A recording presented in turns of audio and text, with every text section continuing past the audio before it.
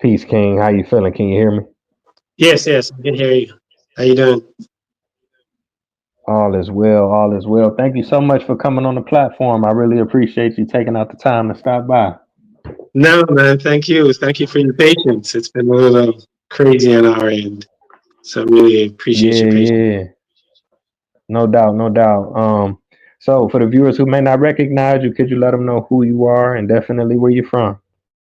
Maurice Carney, uh, one of the co-founders of Friends of the Congo, currently the organization's executive director. We're based here in DC. We work in solidarity with our brothers and sisters in the Congo, Pan-African Solidarity Institution. Friends of the Congo, been uh, doing the work for over 2 decades, uh, raising global consciousness about what's happening in the heart of the African continent. As we provide support to those organizations, Pan-African organizations that are on the front lines, fighting for change in the Congo and in Africa overall. Wow, you're definitely doing some amazing work. I take my hat off to you. Now, I can ask you this: what exactly is, Friends of the Congo? Do you have any family from there? What exactly, drew you to that Yeah, area in particular? yeah. I mean, as I said, we're Pan-African formation. So there are folks from the Congo. We're uh, inspired by a Congolese mentor of ours that really was the brainchild of Friends of the Congo in collaboration with some veterans from Black Panther and veterans from the Free South Africa movement.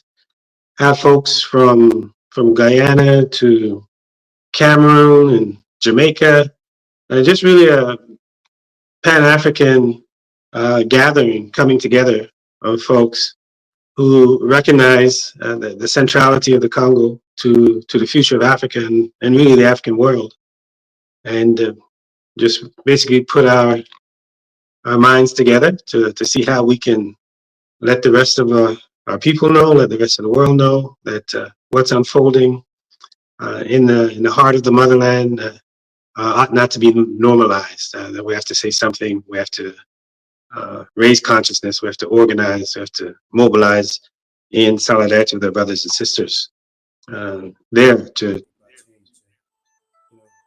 basically. Okay, okay. Now I can ask you, when did you develop a passion for this type of work? Did you have family members that were involved in this? Is this something you always been a part of doing, in terms of like Pan Africanism? Or is it something that you kind of got into later in life?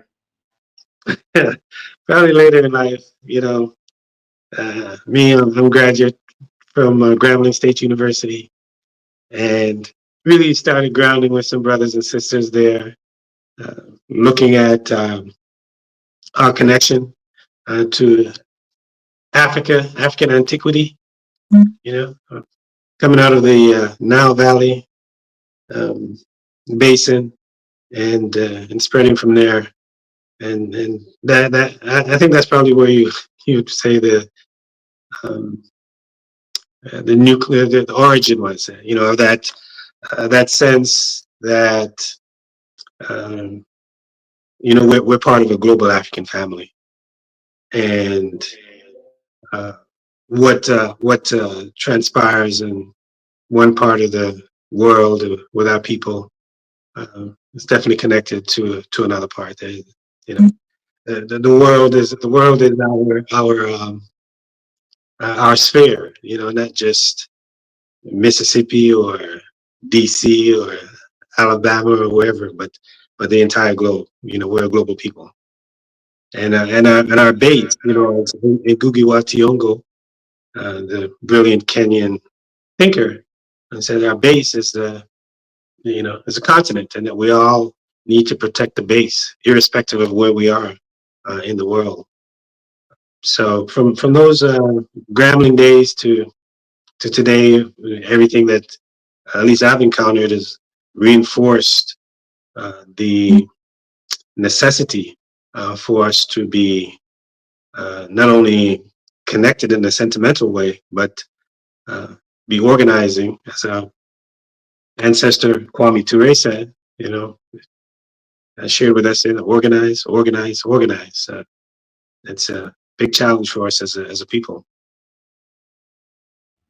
Yes, indeed. Yes, indeed. Now I've been following the. I'm checking out the IG. Congo Week. Can you speak about that? What exactly is that?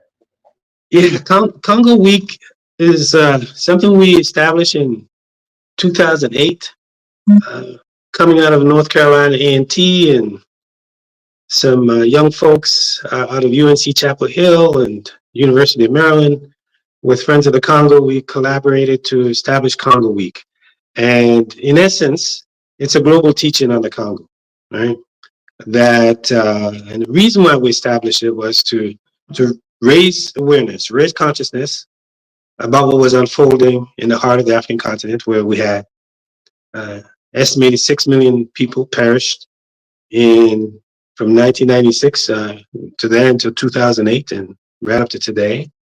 Uh, but yet, people, it didn't capture people's attention. So we felt we needed to do something to capture people's attention. So we dedicated a week to raising awareness around the Congo. But not only that, not only raising awareness around the conflict that was unfolding there, but also uplifting the organizing that was taking place among the people, uplifting the contributions that Congo has made to uh, world culture, world civilization.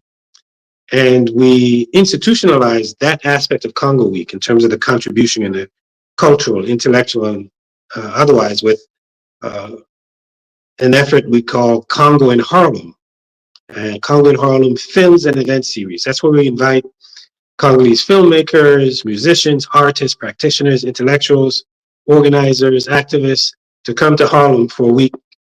It runs from October 13th through 19th as well this year.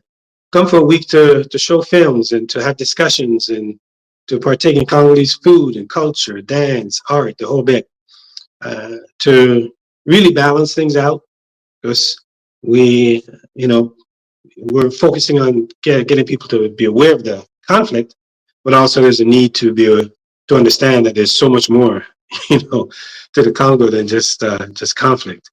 So Congo in Harlem also takes place in the third week of October, and we do that each year. We're in the 17th year of Congo Week, and 700 communities around the world over those years, and maybe about 75 countries or so have participated in doing something.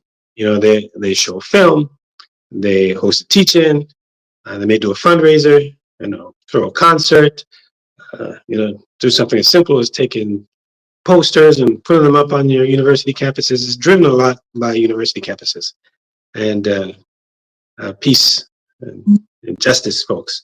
So that's Congo Week, and this year it's from October 13th to 19th, as I said, and we encourage people to go to CongoWeek.org and sign up. They can sign up to host an event in their community, right? Or they can sign up to tune in to week-long virtual events from Sunday the 13th, which is the day that we launched Congo Week this year, to Saturday the 19th. They can go to CongoWeek.org and tap into a teach-in. And on the CongoWeek.org website, there's a schedule. Folks can go and see each day.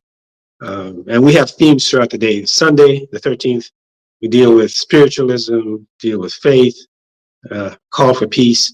Monday, we look at colonialism, look at the history of Congo. Tuesday, we uplift Lumumba, Patrice Emery Lumumba, Congo's first democratically elected prime minister, was overthrown by the CIA and subsequently assassinated.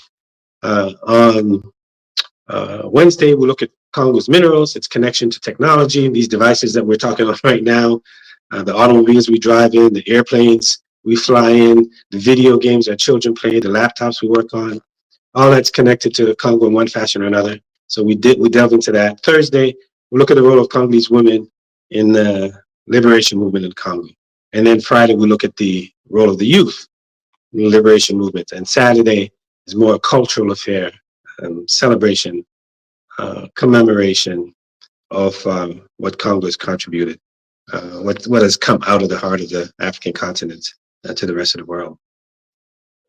Wow, most definitely. That sounds very, very, very empowering, man. I'm gonna definitely try to keep up with what y'all got going on. I'm currently in the motherland. Now, I can ask you, you had mentioned the crisis in Congo.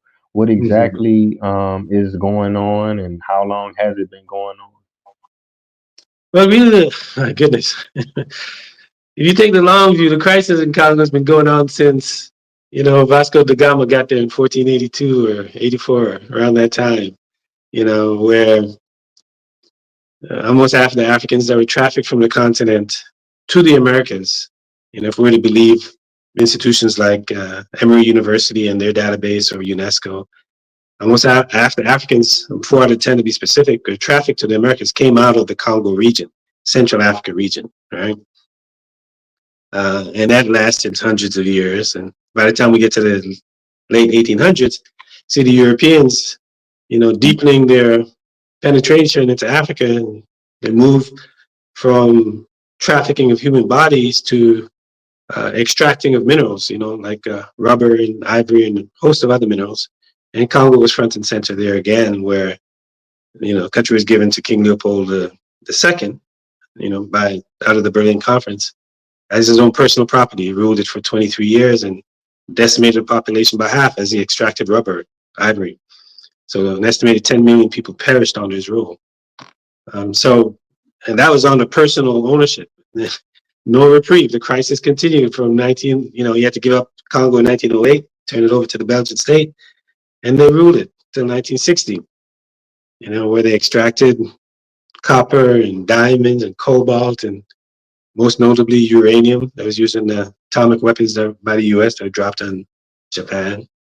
So that's a crisis.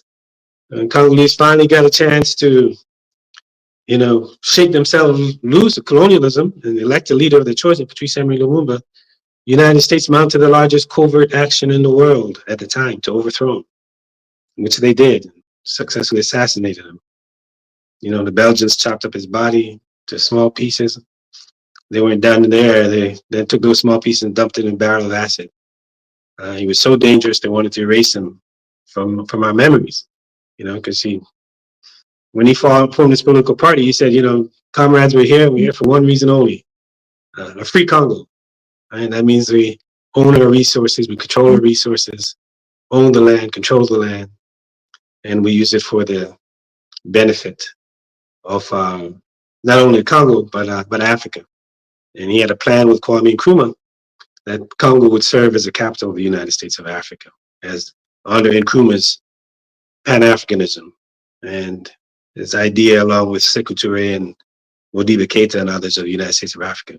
So that overthrow of Lumumba and the subsequent installation of the dictator Mobutu by the United States, that's really the roots of the modern crisis of the Congo. Because when the U.S.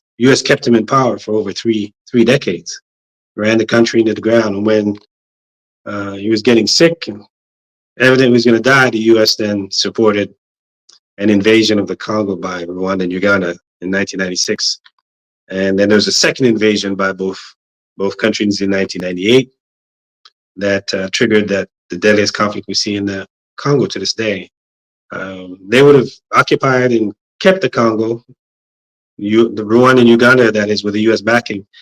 But you had Namibia and Angola and Zimbabwe. They all came to the side of the Congolese, Southern African Development Community, in the Pan-African resistance to U.S. imperialism and their proxies, Rwanda and Uganda, led by Paul Kagame and Yoweri Museveni. And they were able to beat them back and got a peace deal out of it in 2002. However, Rwanda and Uganda continue to support militia groups, even though their soldiers were officially out. They support militia groups in the Congo to destabilize it, to plunder it. So that's the state that we're in, where for the past 25 years there's been a war of aggression and plunder against the Congolese people, led by Rwanda and Uganda, backed up by the U.S. and other Western powers. And this is all taking place in the context of a state that was built for extraction, right? A state that's being robbed, state that's being plundered. So that's the context in which we see the Congo today, where 110 million people are living on the wealthiest piece of real estate on the planet. The economists said maybe about $24 trillion worth of minerals there. But of the 110 million, 70 million or so live on less than $2.15 a day because the country is being plundered, just as it was plundered in the 1500s right up to today. So that's what folks are fighting to end the exploitation, fighting to end the conflict, fighting to end the extreme poverty, fighting to end the dependency, fighting for control of their land, fighting for control of their resources, fighting for control of their wealth, fighting for control of their own affairs so that they can institute a free, liberated, and sovereign country in the heart of the African continent that can power the advancement of the continent as a whole. So that's really what's at stake. Man, that's deep. Now you had mentioned a few other countries like Uganda and Rwanda. I was checking out your Instagram, and I guess the president of Rwanda was saying something to the effect that the minerals are being smuggled through Rwanda, and they're not necessarily being taken there. How are these countries that you mentioned benefiting from the crisis? Rwanda and Uganda, they're smuggling through, but they're going like Rwanda. The president said, "Oh, they're smuggling through, right?" But what's going through Rwanda, right, is being recorded on Rwanda's books. So the coltan, where Rwanda is the number one producer of coltan, but not the number one reserves. Most coltan's in Congo.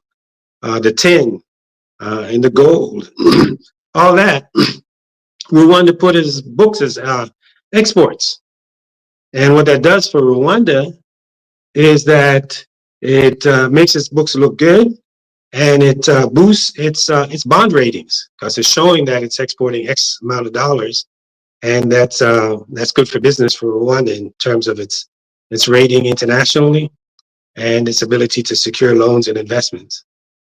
Uganda benefit from Congo's gold and Congo's timber. Uh, the UN had done, United Nations did like 3 studies in 2001 to 2003. It basically said those guys are the godfathers of the plunder of the Congo. They're more the middlemen because they're not, what they steal out of Congo is not processed in Rwanda or processed in Uganda. Value's not added there. The raw materials just keep going out to Europe, US, and elsewhere. Yeah, so they absolutely benefit uh, from the plunder of Congo. And that's important to note because recall I shared with you earlier that Nkrumah's, the Pan-Africanists, independence figures, Nkrumah's, Secretaries, right? The Modibo Keita, they all rallied around Congo. They embraced Lumumba. They sent people to be by his side, right? So these folks today, like the Kagame's, Museveni said they're Pan-Africanists, they're not rallying around the Congo, they're ravaging the Congo for their own benefit. They're not seeing Congo as a source for the advancement of Africa as a whole. They see Congo as a source for their personal interests. Museveni himself says it's a banana plantation. You go in and get what you want. So they're fundamentally different. I don't know how people see them as Pan-Africanists. If you look at the evidence, they just don't stack up. Okay, I appreciate you breaking that down. Now, is there anything that people can do, like if they Pan Africanist or not, or if they in a different country? I had seen something about maybe a boycott of companies like Apple. Is that something that's even effective, or is there an alternative if people want to help or show their support for the Congo? Yeah, absolutely. You're right. I don't even know if a boycott is effective.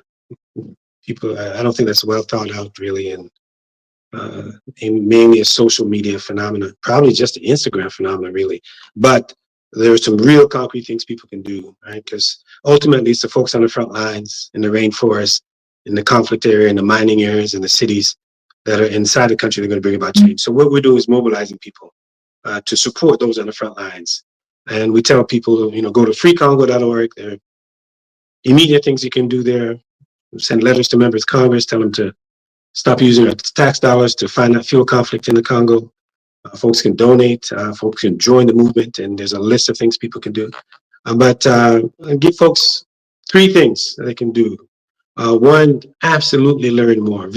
Check out our social medias, all of them at Congo Friends on Twitter, Facebook, Instagram. Just really learn more. You'd be shocked at how critical Congo is, uh, not only to Black folks, to Africa, but to the entire world, especially its rainforest, its minerals that are key for powering the green energy transition. So learn more. Spread the word. Let other people know, your friends, your family members, your loved ones, folks in your network. Then next, do what you're doing. You're inviting us onto your platform. Invite us to your school. Invite us to your community. Invite us to come in and speak with you about what's happening and letting you know how you can plug in, right? There's a level at which everyone can plug in. They can plug in at the level of learning and spreading the word, or they can join us on our annual delegations to the Congo, where we take people to the Congo so they can see what's happening on the front lines and get a deeper understanding. So it ranges, right? We have musicians who are making music and raising funds using their music. Filmmakers who are helping us. The film that we have was made by filmmakers. They brought it. They said we can do this for you. So irrespective of your talent, your expertise, your area of interest, all of that, you can bring it to bear on what is not France Fanon, but Che Guevara, when he was in the Congo in '65, he said Congo is a worldwide problem, right? The challenge of the Congo is a worldwide problem.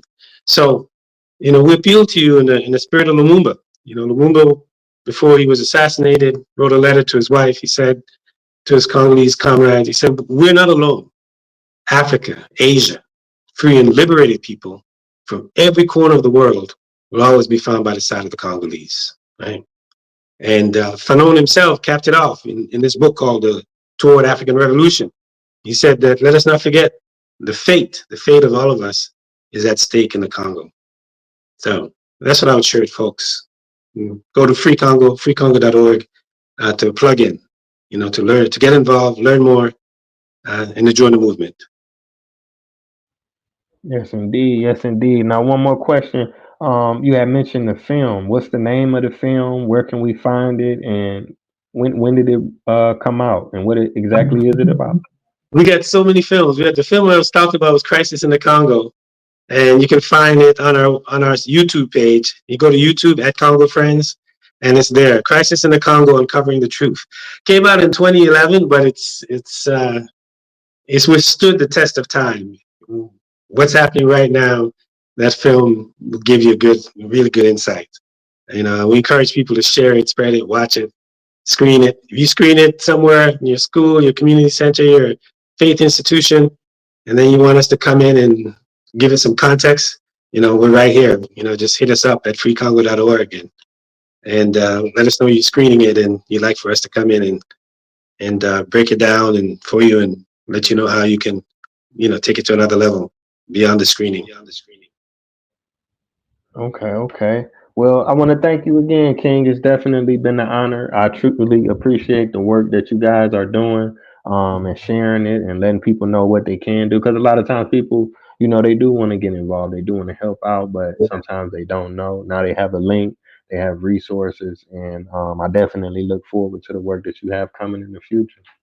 Absolutely. Thank you, man. Thank you for taking action, getting involved by inviting us to your platform. And then on top of that, being patient with us. We really appreciate that. Yeah, it's definitely worth the wait. So yeah, I want to thank the viewers for tuning in as well. So until next time, family. Peace. All right. Peace.